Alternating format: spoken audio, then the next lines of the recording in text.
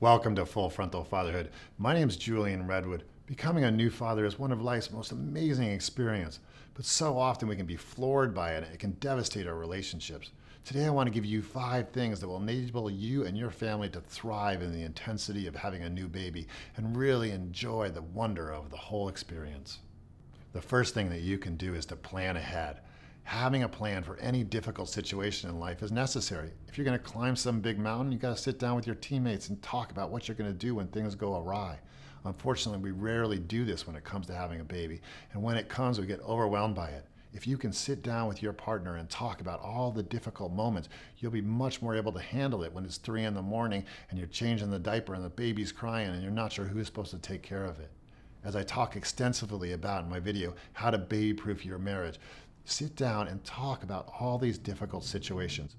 Who's going to handle the nighttime routine? Who's going to handle the changing of the diapers? Who's going to handle the money? How are you going to handle the lack of sex? All these situations and many more can easily be taken on if you have already talked to your partner about them.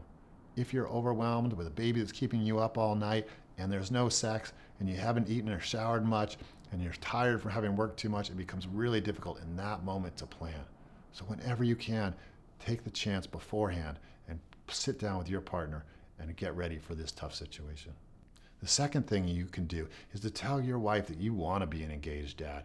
It's so easy in the strength of their motherly instincts for them just to step in and take care of the baby whenever it needs anything. Or if they do see us stepping in and doing something, they so often criticize us and tell us how we should do it better because of that strong motherly instinct. That leads to us feeling disempowered and often backing away from the situation. Our partners need to know that we want to be an equal partner. There aren't many models that they or we see where both parents are really providing everything the kid needs. But if she knows you want that, and she can watch a video I made called The One Key to Being a Great Mom about how she can hold herself back in that strong motherly instinct, then you will have the space to really connect with your baby and be an empowered father. The third thing that you can do is to step into the experience of being a dad. It's so easy, as I was talking about, to just let the mom run the show, but that leads to a very imbalanced situation. We as dads need to step forward, and that requires us facing insecurities that we often have. We're not nurtured to be parents in the same way that women are. We're not given all the opportunities and all the support to be a great parent, and thus we often feel insecure about our ability to be there for our child. We have to face that insecurity, just like if we're climbing a mountain for the first time. It's scary, but if we step into it over and over again, we quickly become masters of the situation. If we stand back and let our partners do it, we quickly feel inferior as they get more and more empowered and we get more and more disempowered. I talk extensively, once again in this video, One Key to Being a Great Dad, about how you can face those feelings and enable yourself to be an empowered dad. The fourth thing is to learn how to really connect and play with your baby. When it's first born, all it needs is to feel your skin next to its skin, stare into its eyes, follow its sounds, enjoy these precious moments.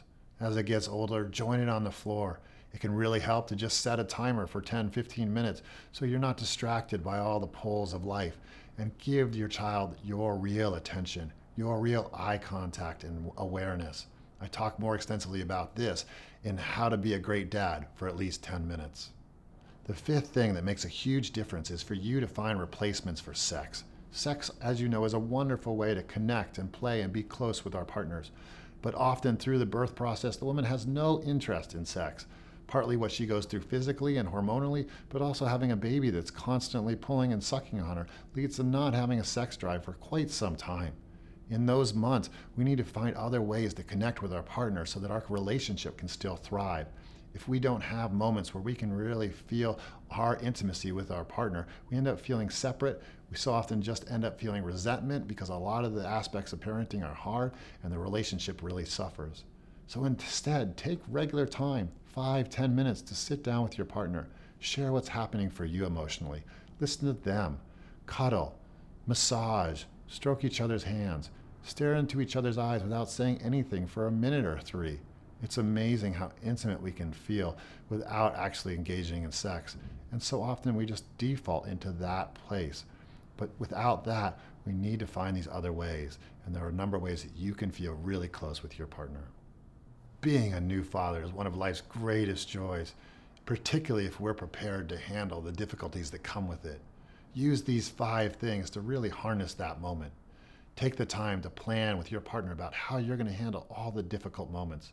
Talk to her about how you want to be an engaged father and you need her support. Step into your own awkwardness and realize that you can master the situation.